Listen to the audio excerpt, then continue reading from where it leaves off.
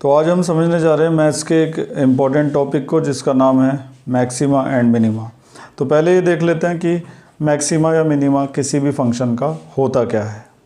तो इस ग्राफ की मदद से हम आसानी से समझ सकते हैं कि ये जो फंक्शन है f(x) = sin x, इस फंक्शन की मैक्सिमम वैल्यू क्या होगी और मिनिमम वैल्यू क्या होगी, आसानी से पता चलता है। तो ये जो हमने ग्राफ बनाया ये f(x) = sin x का ग्राफ है। तो इस फंक्शन की आप देख रहे होंगे कि मैक्सिमम वैल्यू जो है वो कहाँ तक जा सकती है, 1 तक जा सकती है, 1 से ऊपर नहीं जा सकती। तो हम यहाँ पर लिख सकते हैं कि इस फंक्शन की जो मैक्सिमम वैल्यू है वो क्या है, 1 है। इसके अलावा हम ये भी बता सकते हैं कि ये जो फंक्शन है f(x) = sin x, इसकी जो मैक्सिमम वैल्यू मिल रही है हमें किस पॉइंट पर मिल रही है। तो ये जो वैल्यू हमें मिल रही है, जिस पॉइंट पर मिल रही है वो पॉइंट है π/2। और ऐसा ज़रूरी नहीं कि π/2 एक ही पॉइंट पर हमें इसकी मैक्सिमम वैल्यू मिलेगी। अभी इधर की साइड देखो, ये वाले पॉइंट के बारे में सोचो कि ये पॉइंट क्या है। तो जो दूसरा पॉइंट है ये है -3π/2। तो इस ग्राफ के अंदर ना काफ़ी सारे पॉइंट होंगे, उधर इन्फिनिटी तक जा सकता है, इधर -∞ तक जा सकता है। तो बहुत सारे ऐसे पॉइंट होंगे जहाँ पर हमें इस ग्राफ की क्या मिलेगी, मैक्सिमम वैल्यू मिलेगी। तो हम यहाँ पे ये भी लिख सकते हैं साथ में @x = π/2, x = -3π/2 and so on. बहुत सारे पॉइंट्स ऐसे होंगे जहाँ पर हमें इस फंक्शन की मैक्सिमम वैल्यू मिल सकती है। अब बात करते हैं हम इस फंक्शन की मिनिमम वैल्यू। तो हम देख रहे हैं कि ये -1 से नीचे जा नहीं रहा है। तो इस फंक्शन की जो मिनिमम वैल्यू होगी वो होगी -1। और ये वैल्यू हमें कहाँ पर मिलेगी, -1 वैल्यू पहली बार कहाँ पे मिल रही है। तो ये वाला जो पॉइंट होता है ये क्या है, प्लस का 3π/2 होता है।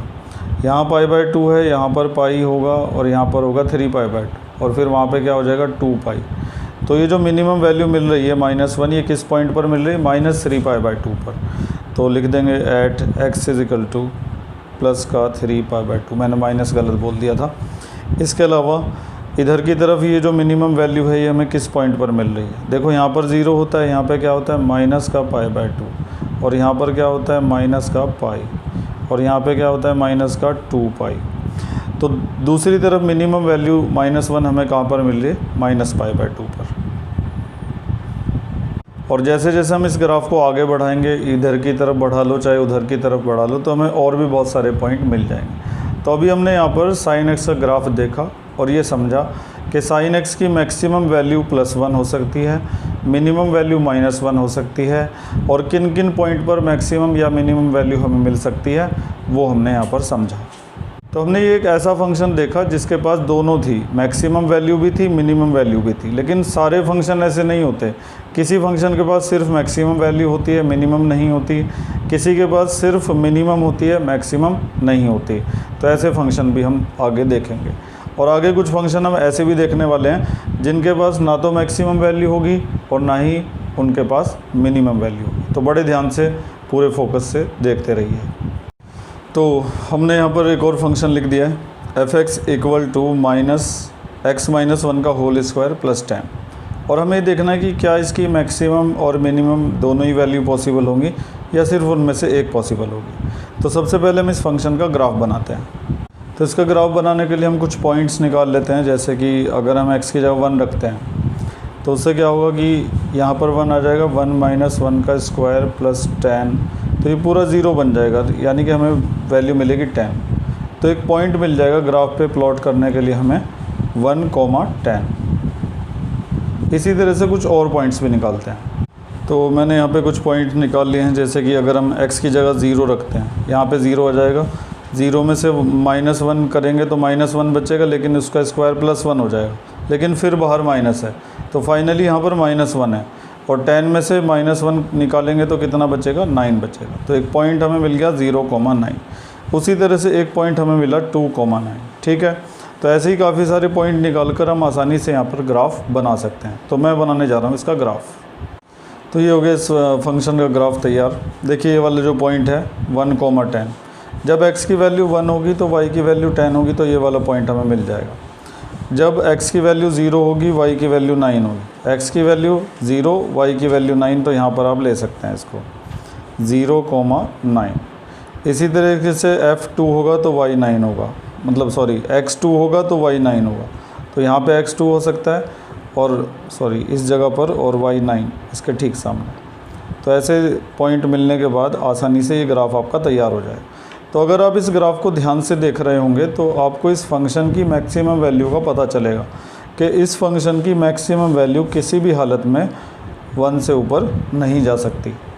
सॉरी मैं गलत बोल गया, यहाँ पर y की वैल्यू जो है ना वो 10 है।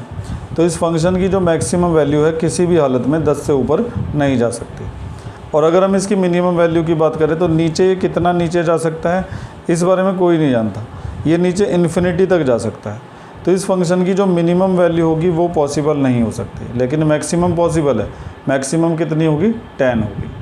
तो ग्राफिकली तो हम इस तरीके से बता सकते हैं, जो भी हमें फंक्शन दिया जाएगा हम उसका ग्राफ बनाएंगे, देखेंगे कि मैक्सिमम कितनी हाइट तक वो जा रहा है। तो मैक्सिमम जितनी भी हाइट तक जाएगा या जो भी उसका टर्निंग पॉइंट होगा जहाँ पर, वहीं पर हमें उसकी क्या मिल जाएगी? Maximum value. लेकिन इस फंक्शन की मिनिमम वैल्यू कहीं देखने में नहीं आ रही। नीचे ये पता नहीं कहाँ तक जा सकता है, कितना नीचे तक कोई नहीं कह सकता, इन्फिनिटी तक ये जा सकता है। तो इस फंक्शन की मिनिमम वैल्यू पॉसिबल नहीं है, लेकिन मैक्सिमम वैल्यू इसकी कितनी है? 10 है। तो ये तो हमने ज्योमेट्रिक रिप्रेजेंटेशन की है, ग्राफ की मदद से हमने बताया है कि इस फंक्शन की मैक्सिमम वैल्यू ये है, कितनी है? 10। लेकिन इसकी जो वैसी रिप्रेजेंटेशन होती है अलजेब्रिक रिप्रेजेंट, वो कैसे होगी उसको भी देखिए ज़रा। तो अगर हमें ऐसा फंक्शन दिया जाता है और कहा जाता है इसकी मैक्सिमम या मिनिमम वैल्यू फाइंड करो अलजेब्रिकली बिना ग्राफ बनाए, तो देखिए कैसे करेंगे। सबसे पहले ये देखिए ज़रा, x - 1 का whole square always greater than equal to क्या होगा? 0 होगा, क्योंकि ये एक परफेक्ट स्क्वायर है। इससे जो भी वैल्यू निकलेगी या तो वो 0 हो सकती है, क्योंकि जब आप x की जगह 1 रखेंगे तो इसकी वैल्यू 0 हो सकती है, नहीं तो हमेशा 0 से बड़ी रहेगी। परफेक्ट स्क्वायर की वैल्यू हमेशा या तो 0 से बड़ी होती है या फिर उसके इक्वल होती है। अब हम क्या करेंगे, धीरे धीरे इस परफेक्ट स्क्वायर को इस पूरे फंक्शन के जैसा बनाने की कोशिश करेंगे। उसके लिए सबसे पहले इसके आगे माइनस लाना पड़ेगा। तो हम दोनों साइड माइनस से क्या कर देंगे? मल्टीप्लाई। तो माइनस से मल्टीप्लाई करते ही हमें एक चीज़ यहाँ पर ऑब्ज़र्व करनी पड़ेगी कि इनइक्वलिटी का जो साइन है वो क्या हो जाएगा? रिवर्स हो जाएगा। आपने पढ़ा था क्लास 11th में कि जब भी हम नेगेटिव नंबर से मल्टीप्लाई करते हैं दोनों साइड, तो जो ये इनइक्वलिटी होती है बीच में, इसका साइन क्या होता है? रिवर्स हो जाता है। इसका ध्यान रखिएगा। तो इतना बन चुका है हमारा। अब दोनों साइड हमें क्या करना है? 10 प्लस करना है। तो दोनों साइड हम 10 प्लस करेंगे, तो इधर आएगा x - 1 का whole square plus 10 less than equal to 10। दोनों साइड हमने 10 प्लस कर दी।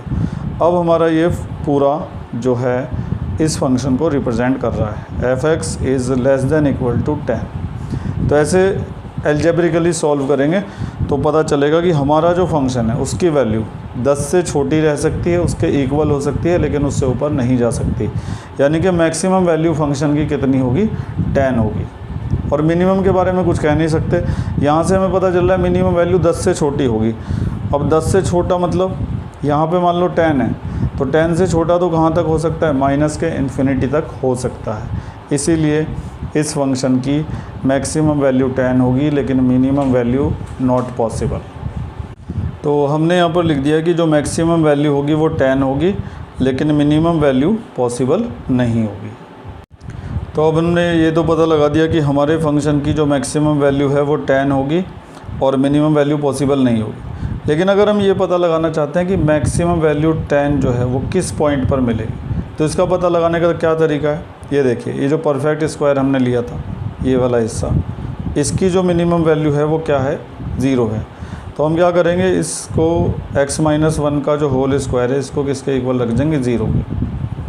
तो हमने इस वाले हिस्से को 0 के इक्वल इसलिए रखा क्योंकि इस हिस्से को जब 0 रखा जाएगा तो यहाँ से इस वाले पार्ट की हमें मैक्सिमम वैल्यू मिल सकती है, क्योंकि ये पार्ट 0 के अलावा किसी और नंबर पर, जैसे मान लो 0 के अलावा यहाँ पर 1 आता है, तो यहाँ पे 1 आने से क्या हो जाएगा? -1, और 10 में से 1 जाके क्या बचेगा? 9 बचेगा। लेकिन जब यहाँ पे 0 आएगा तो हमें क्या मिलेगा? 10 मिलेगा। तो हमें जो फंक्शन की मैक्सिमम वैल्यू मिल रही है तब मिल रही है जब ये हिस्सा क्या होगा? 0 के इक्वल होगा। इसके अलावा कोई भी ऐसा पॉइंट नहीं है जो हमें इस फंक्शन की मैक्सिमम वैल्यू दे सके। तो इसीलिए हमने इस वाले पार्ट को किसके इक्वल रख दिया? 0 के। इसके बाद x - 1 = 0 हो जाएगा, तो x की वैल्यू कितनी आ जाएगी? 1। तो हमें ये पता लग जाएगा कि x = 1 पे हमें अपने फंक्शन की क्या मिलेगी? Maximum value. तो ये जो पॉइंट है ये हमें बताता है कि x = 1 पे फंक्शन की मैक्सिमम वैल्यू कितनी हो जाएगी, 10 हो जाएगी। तो ये जो फंक्शन हमने देखा ये एक ऐसा फंक्शन था जिसमें मैक्सिमम वैल्यू तो पॉसिबल थी लेकिन मिनिमम वैल्यू पॉसिबल नहीं थी। इससे पहला जो फंक्शन था sin x वाला, इसके अंदर मैक्सिमम और मिनिमम दोनों पॉसिबल थी। फ़िलहाल जो हम देख रहे हैं इसमें केवल मैक्सिमम ही पॉसिबल है। अब एक ऐसा फंक्शन देखेंगे जिसमें मिनिमम पॉसिबल होगी लेकिन मैक्सिमम पॉसिबल नहीं होगी। चलिए खैर, अब हमने ये दूसरा फंक्शन यहाँ पे लिख दिया है। दूसरा क्या है, इसका तो तीसरा है। तो सबसे पहले तो हम ग्राफिकली पता लगाएंगे कि इस फंक्शन की मैक्सिमम या मिनिमम में से क्या पॉसिबल है और किस पॉइंट पर पॉसिबल है, और उसके बाद एल्जेब्रिकली दिखाएंगे। तो ग्राफ बनाने के लिए कुछ पॉइंट्स निकालने ज़रूरी होते हैं, जैसे कि पहला पॉइंट हमने लिया 0 रखेंगे तो 0 का स्क्वायर 0 हो जाएगा, फाइनली हमें 5 मिलेगा। जब यहाँ 0 रखेंगे तो वहाँ भी 0 रखेंगे ना, 0 का स्क्वायर क्या हो जाएगा 0, तो हमें यहाँ से 5 मिलेगा। अगर हम 1 रखते हैं यहाँ पर तो 1 का स्क्वायर 1 और 5 कितना हो जाएगा 6। अगर हम -1 रखते हैं तो भी 6 मिलेगा।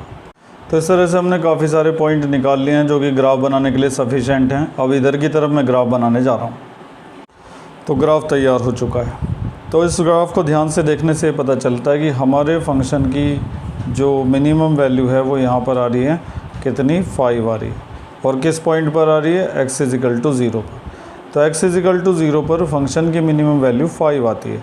लेकिन ऊपर ये कहाँ तक, कितनी भी दूर तक जा सकता है, इन्फिनिटी तक ये ऊपर जा सकता है, क्योंकि यहाँ पर x की जगह बड़ी से बड़ी वैल्यू रख सकते हैं तो उधर भी आपको बड़ी से बड़ी वैल्यू मिल सकती है। तो ऊपर ये इन्फिनिटी तक जा सकता है। तो इसका मतलब मैक्सिमम वैल्यू तो पॉसिबल नहीं होगी, लेकिन मिनिमम वैल्यू फाइनली ये यहाँ पर आकर रुक रहा है, 5 पर आकर, 5 से नीचे नहीं जा रहा है। तो मिनिमम वैल्यू 5 होगी और मैक्सिमम वैल्यू पॉसिबल नहीं होगी। और मिनिमम वैल्यू किस पॉइंट पर पॉसिबल होगी, x = 0 पर। ग्राफिकली हमने बता दिया है। अब एल्जेब्रिकली कैसे बताएंगे, ज़रा ध्यान से देखिएगा। और एग्ज़ाम में ग्राफ बनाने की ज़रूरत नहीं है, एग्ज़ाम में सीधा एल्जेब्रिकली ही करना होता है। आगे हम जब एक्सरसाइज करेंगे तो सारे जो क्वेश्चंस हैं वो एल्जेब्रिक मेथड से ही किए जाएंगे। तो सबसे पहले हम लिखेंगे इस x² के बारे में, क्योंकि ये एक परफेक्ट स्क्वायर है तो हमेशा 0 से बड़ा या फिर उसके इक्वल रहेगा। इसके बाद हम इसको उस फंक्शन में कन्वर्ट करने की कोशिश करेंगे, मतलब फंक्शन के जैसा बनाने की कोशिश करेंगे। तो उसके लिए हमें ज़्यादा कुछ नहीं करना, दोनों साइड हम इसके अंदर 5 प्लस कर देंगे। तो इस तरह से यहाँ पर हमारा फंक्शन f(x) जो है वो तैयार हो जाएगा, is greater than equal to 5। तो यहाँ से साफ पता चल रहा है कि f(x) की वैल्यू 5 से बड़ी रहेगी या उसके इक्वल हो सकती है, छोटी नहीं होगी। तो 5 के इक्वल हो सकती है या उससे बड़ी रह सकती है। तो इसका मतलब फंक्शन की जो मिनिमम वैल्यू है वो 5 है और मैक्सिमम का पता नहीं है, नॉट पॉसिबल। तो यहाँ पर हमने लिख दिया कि मैक्सिमम वैल्यू जो है वो 5 है और मिनिमम वैल्यू, सॉरी मैंने गलत लिख दिया था, मिनिमम वैल्यू 5 है और मैक्सिमम वैल्यू पॉसिबल नहीं है। अभी हमें ये भी पता करना है कि जो मिनिमम वैल्यू 5 मिल रही है ये किस पॉइंट पर मिल रही है। तो फंक्शन को देखने से पता चलता है कि जब x की वैल्यू 0 के इक्वल होगी तभी हमें इसकी मैक्सिमम वैल्यू मिल सकती है। क्योंकि अगर यहाँ पे x की जगह आप कोई अदर नंबर रखते हैं, जैसे आपने -1 ही रख दिया, तो -1 यहाँ पे रखने से क्या होगा, +1 बन जाएगा और इसकी वैल्यू कितनी आ जाएगी, 6। केवल x = 0 के अलावा और कोई पॉइंट ऐसा नहीं है जो हमें मिनिमम वैल्यू दे सके। तो साफ पता चल रहा है कि फंक्शन की जो मिनिमम वैल्यू मिलेगी वो कहाँ पर मिलेगी, x = 0 पर। तो यहाँ पे लिख देंगे at x = 0, minimum value at x = 0, इस तरीके से लिख दिया जाएगा। तो ये ऐसा फंक्शन था जिसकी मिनिमम पॉसिबल थी लेकिन मैक्सिमम पॉसिबल नहीं थी। तो अभी तक हम 3 तरह के फंक्शन देख चुके हैं। अब चौथा फंक्शन हम ऐसा देखने वाले हैं जिसकी ना तो मैक्सिमम पॉसिबल होगी और ना ही मिनिमम पॉसिबल होगी। ये जो चौथा फंक्शन हमारा है ये है f(x) = x³। सबसे पहले तो हम इसका ग्राफ बनाते हैं। काफ़ी आसान है इसका ग्राफ बनाना। 0 लिखेंगे तो उधर 0 मिलेगा, तो पहला पॉइंट हो गया 0 0, यानी कि हमारा ग्राफ ओरिजिन से पास होगा। इसके अलावा 1 रखेंगे तो 1 मिल जाएगा, लेकिन -1 रखने से -1 मिलेगा। 2 रखेंगे तो 8 मिल जाएगा। यहाँ 2 रखेंगे तो 2 का क्यूब कितना हो जाएगा, 8 हो जाएगा। -2 रखेंगे तो माइनस का 8 मिलेगा। ऐसे ही काफ़ी सारे पॉइंट निकाल कर इधर हम ग्राफ बनाते हैं। तो ये हो गया ग्राफ तैयार इस फंक्शन का। सारे पॉइंट हमने यहाँ पे प्लॉट कर दिए हैं। तो अब देखो ज़रा, अगर हम इसमें आगे भी बढ़ जाते हैं, मान लो मैंने यहाँ पे 3 रख दिया, तो 3 का क्यूब क्या हो जाएगा 27। आगे बढ़ेंगे, 3 आते ही वो 27 पर चला जाएगा, 100 आते ही वो कहीं और चला जाएगा, 1000 आते ही वो कहीं और चला, कितना भी ऊपर तक जा सकता है। इसी तरह से ये नीचे भी कितना भी नीचे तक जा सकता है। तो ना तो इसकी मैक्सिमम वैल्यू पॉसिबल है और ना ही इसकी मिनिमम वैल्यू पॉसिबल है। ग्राफ से साफ दिखाई देता है। और एल्जेब्रिकली कैसे बताएंगे? एल्जेब्रिकली ऐसे देख सकते हैं कि एक्स की यहाँ पर बड़ी से बड़ी वैल्यू रखेंगे तो पॉजिटिव में, तो वहाँ पे बड़ी से बड़ी वैल्यू मिलेगी। ऐसे ही यहाँ पर नेगेटिव में जितनी भी बड़ी वैल्यू लिखेंगे उतना ही नेगेटिव होता चला जाएगा ये। तो नेगेटिव में भी कितना नीचे तक जा सकता है, पॉजिटिव में कितना ऊपर तक जा सकता है। तो ना तो मैक्सिमम पॉसिबल है और ना ही मिनिमम पॉसिबल है।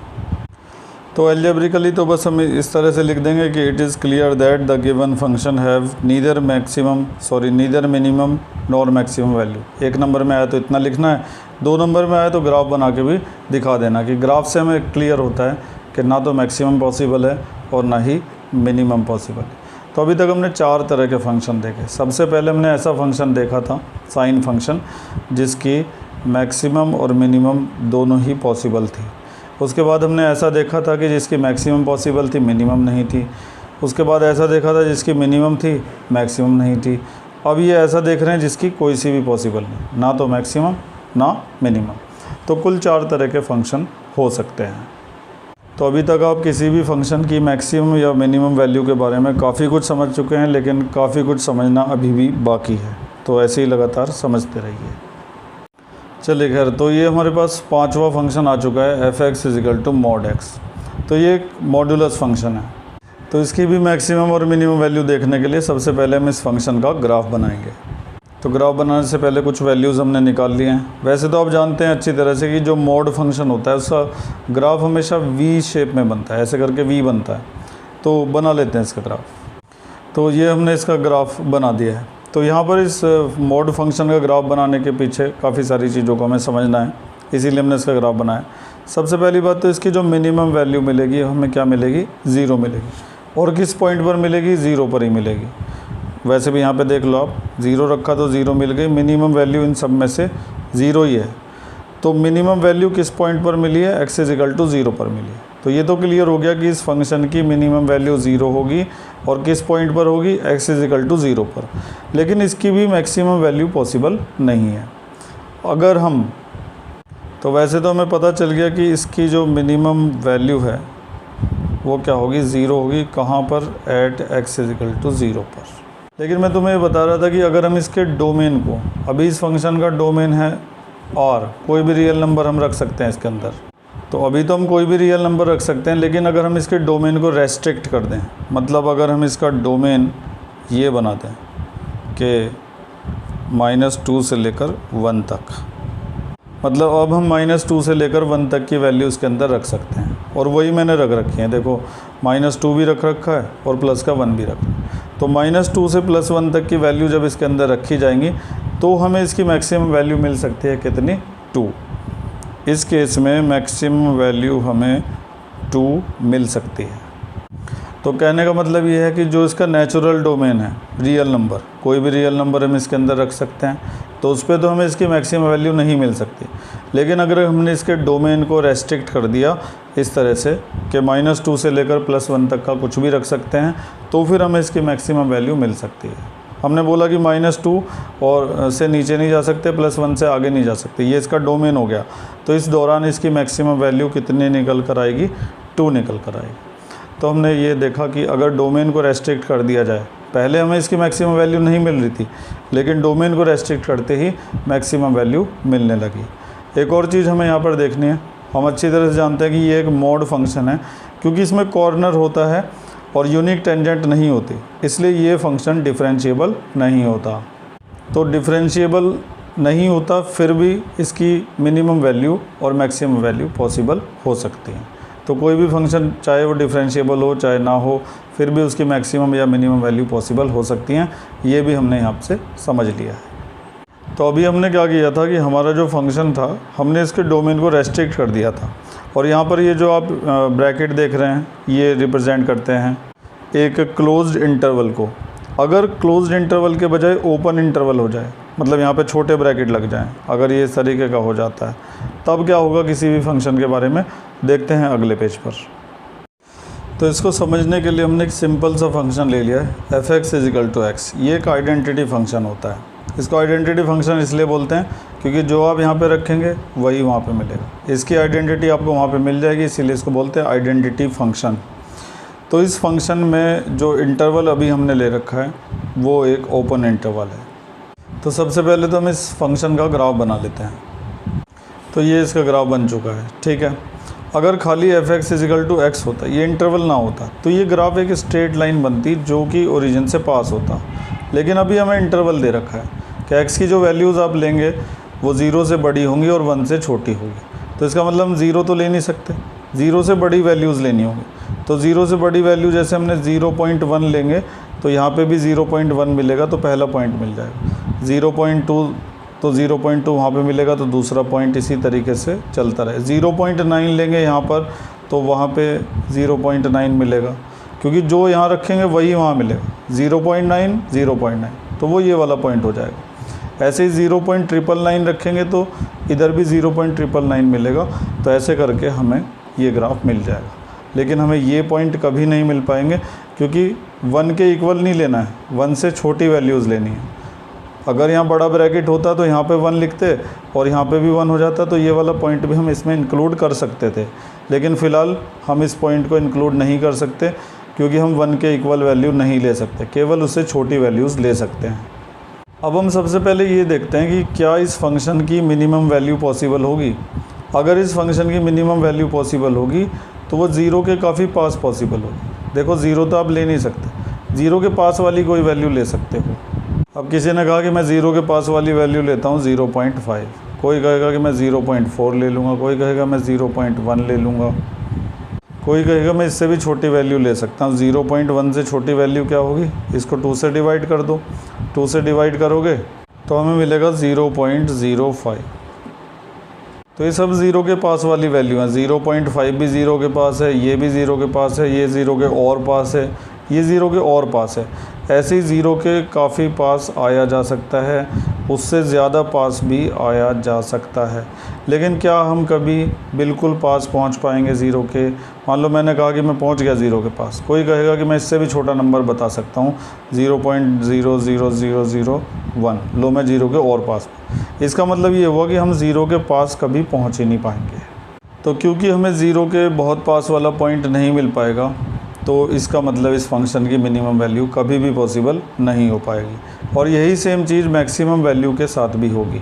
अगर हम 1 के बिल्कुल पास पहुंच पाते, यहाँ पर 1 है, अगर हम 1 के बिल्कुल पास पहुंच पाते तो हमें मैक्सिमम वैल्यू मिल जाती, क्योंकि इस फंक्शन की मैक्सिमम वैल्यू यहाँ पर आ रही है, 1 के बिल्कुल पास आ रही है।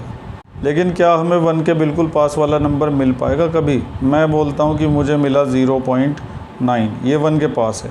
कोई कहेगा मैं तो इससे भी पास पहुंच सकता हूं 0.99, कोई कहेगा मैं इससे भी पास पहुंच सकता हूं 0.999, कोई इसको 2 से डिवाइड करके और पास पहुंच जाएगा। सॉरी, इसको 2 से डिवाइड करके तो दूर चला जाएगा, इसमें 1 प्लस करके और पास पहुंचा जा सकता है।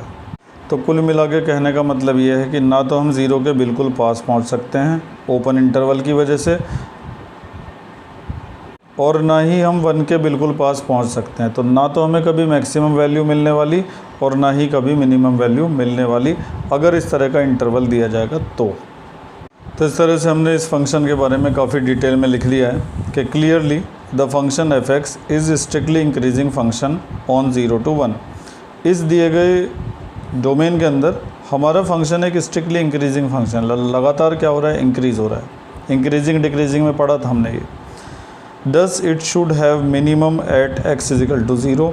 इसकी वैल्यू मिनिमम होती है x = 0 पर और मैक्सिमम होती है x = 1 पर, क्योंकि ये पॉइंट 0 और 1 हमारे इंटरवल के अंदर इंक्लूडेड नहीं है। क्योंकि ये पॉइंट हमारे इंटरवल में इंक्लूडेड नहीं है, इसलिए हमारे फंक्शन की ना तो मिनिमम और ना ही मैक्सिमम वैल्यू पॉसिबल हो सकती इस दिए गए इंटरवल के अंदर।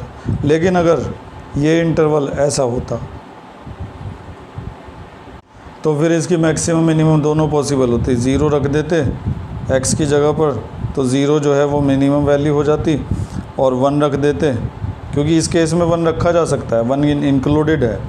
तो 1 रखने पर ये इसकी मैक्सिमम वैल्यू हो जाती है। लेकिन फ़िलहाल जो इन्होंने ओपन इंटरवल दिया है इसके हिसाब से नहीं हो सकती इसकी मैक्सिमम या मिनिमम पॉसिबल वैल्यूज़। तो ये काफ़ी अच्छा सवाल है। इस तरह के क्वेश्चंस हमारी एक्सरसाइज में भी दिए गए हैं, तो वो भी आप इसी टाइप से करेंगे। उम्मीद है कि आप इसको अच्छी तरह से समझ गए होंगे।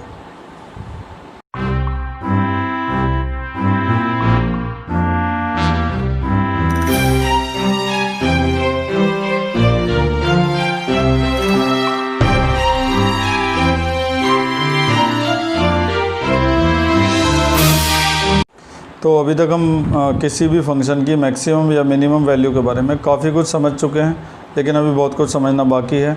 तो बाकी बचा हुआ हम अगले लेक्चर में पढ़ेंगे। तब तक आप इसको अच्छी तरीके से स्टडी कर लीजिएगा। तो आज इतना ही करते हैं। Thank you.